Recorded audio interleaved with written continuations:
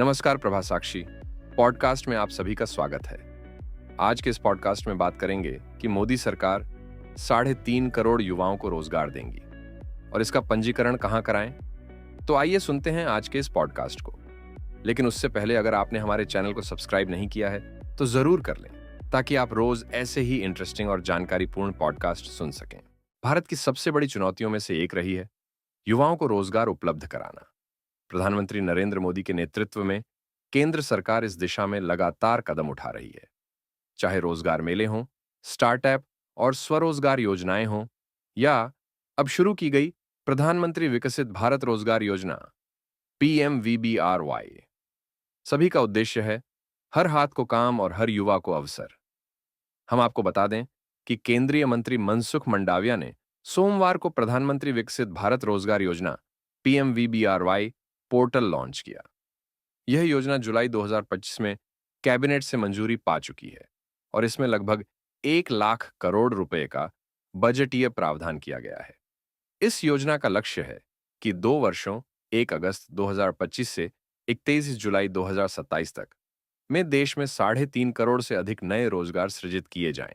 इस योजना की प्रमुख बातों पर गौर करें तो आपको बता दें कि इसमें पहली बार नौकरी करने वाले युवाओं को औसतन 1 महीने के वेतन बेसिक पल्स DA के बराबर प्रोत्साहन राशि अधिकतम 15,000 2 किस्तों में मिलेगी। वहीं नए कर्मचारियों की भर्ती करने वाले नियोक्ताओं को भी प्रोत्साहन मिलेगा। इसके तहत 10,000 वेतन वाले कर्मचारी पर नियोक्ता को 10,000 प्रोत्साहन मिलेगा। 10,000 से 20,000 वेतन वालों पर 2,000 का प्रोत्साहन मिलेगा।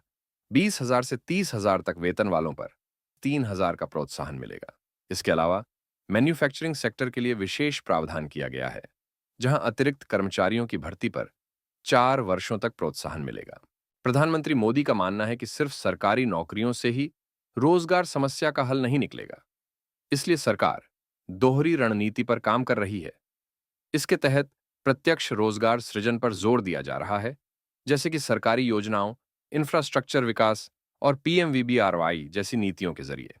साथ ही अप्रत्यक्ष स्वरोजगार सृजन जैसे स्टार्टअप इंडिया, मुद्रा लोन, कौशल विकास मिशन और रोजगार मेलों के माध्यम से अभियान को आगे बढ़ाया जा रहा है। हम आपको बता दें कि विभिन्न स्वतंत्र रिपोर्टों के अनुसार देश में इस समय बेरोजगारी दर हाल के वर्षों की तुलना में निचले स्तर पर आ चुकी है। इसका बड़ा कारण है प्राइवेट सेक्टर में भर्ती को प्रोत्साहन, सरकारी स्कीमों के जरिए स्वरोजगार को बढ़ावा देना और युवाओं को उद्यमिता की ओर प्रेरित करना। यदि आप भी प्रधानमंत्री विकसित भारत रोजगार योजना के तहत रोजगार पाना चाहते हैं तो पोर्टल पर पंजीकरण कराकर या फिर UMANG ऐप पर अपना UAN नंबर अपलोड कर सकते हैं। हम आपको बता दें कि श्रम मंत्रालय ने कहा है कि EPF एंड MP अधिनियम 1952 के तहत छूट प्राप्त प्रतिष्ठान भी इस योजना में शामिल हैं।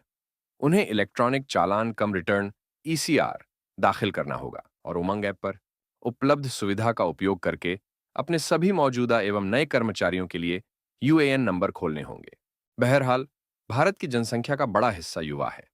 ऐसे में मोदी सरकार की यह नीतियां केवल रोजगार उपलब्ध कराने तक सीमित नहीं हैं, बल्कि युवाओं को नवाचार और आत्मनिर्भरता की दिशा में भी प्रेरित करती हैं। यदि प्रधानमंत्री विकसित भारत रोजगार योजना अपने लक्ष्यों तक पहुंचती है, तो यह न केवल लाखों युवाओं को नौकरी दिलाएगी, बल्कि भारत को वैश्विक अर्थव्यवस्था में एक नई शक्ति के रूप में स्थापित करेगी। आज के लिए इतना ही। अगले पॉडकास्ट में किसी और मुद्दे पर देंगे आपको विस्तृत जानकारी। तब तक के लिए जुड़े रहें प्रभा साक्षी के साथ।